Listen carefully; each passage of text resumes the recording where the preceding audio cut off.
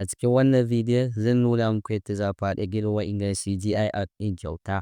Sanin kanmu ne kowane business na buƙatar video ad domin ta promoting products ɗinta a social media. Amma ba kowa ba ne yake da kuɗin iya affording ɗin expensive apps ko kuma ya biya agencies su yi mishi.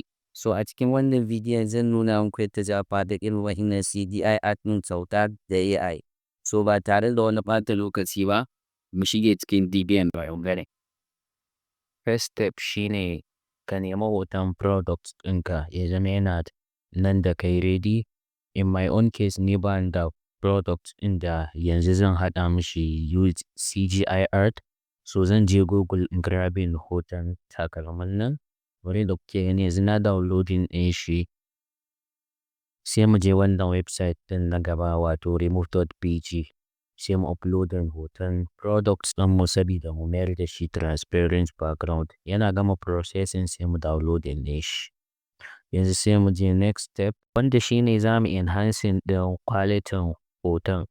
Kamar yadda kuke gani hoton bayi da wani quality mai kyau. Za mu je wannan website ɗin sai mu uploading hoton products ɗinmu sai mu danna enhance. Yana gama processing kamar yadda kuke gani.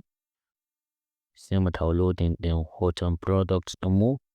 Bayan mun downloading sai mu je next step wanda shine za mu yi animating ɗin shi. Kuma za mu yi amfani da AI ne gurin animating ɗin shi. Sai mu je wannan website ɗin. Sai ka danna get started for free. Bayan ka danna shi sai ka yi navigating zuwa gurin nan inda za ka ga an sa drag and drop canvas. Sai ka danna shi.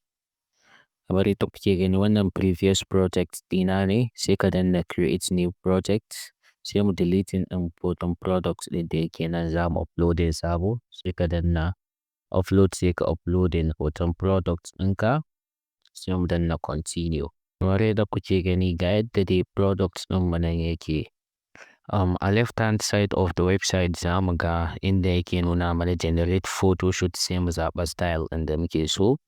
Sai mu danna generate. Kamar yadda kuke gani yanzu yana processing ga har ya gama haɗa mana hotunan mu guda uku masu kyau. So yanzu za mu downloading ɗinsu.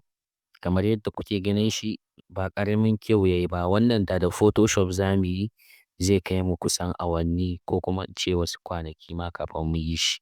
So idan har kana kallon bidiyon nan izuwa yanzu kuma baka yi liking ba, ban san me ya hana ka yin liking ba. Sai dai in kuma akwai gaba ne tsakanin mu, ka yi magana a comment section mu shirya. So let's move on to animating it.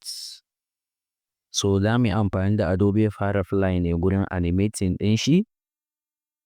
Daga cikin Adobe Firefly sai ka je gurin text to video. Sai mu uploading images ɗin products ɗin da muka generating ɗazu. Sample guda biyu ya kamata ka uploading saboda ya baka output mai kyau. Kamar yadda muka sani kafin mu samu good output muna buƙatar better prompt. So for the prompt za mu yi amfani da ChatGPT ne gurin creating prompt ɗin shi ma saboda mu samu output mai kyau. So kawai ka shiga cikin ChatGPT sai ka uploading hoton products ɗinka. Sai ka pasting wannan prompt ɗin wanda shi ma zan providing ɗin shi a description ɗin bidiyon nan. ChatGPT zai haɗa mana video prompts ɗinmu da za mu pasting wa Adobe Firefly. Sai mu copy ɗin shi mu je Adobe Firefly mu pasting ɗin shi. Sai mu danna generate. Kamar yadda kuka gani yanzu Adobe Firefly yana kan generating mana videos ɗinmu. Gashi nan ma har ya riga da ya gama. Bari in play mana mu gani. Kamar yadda kuka gani is so amazing. Wannan da after effects da mu yi shi ba ƙaramin wuya za mu sha ba kafin mu yi shi ma. Kuma zai ɗauke mu kwanaki but imagine mun haɗa wannan a cikin seconds da iya AI kuma kyauta.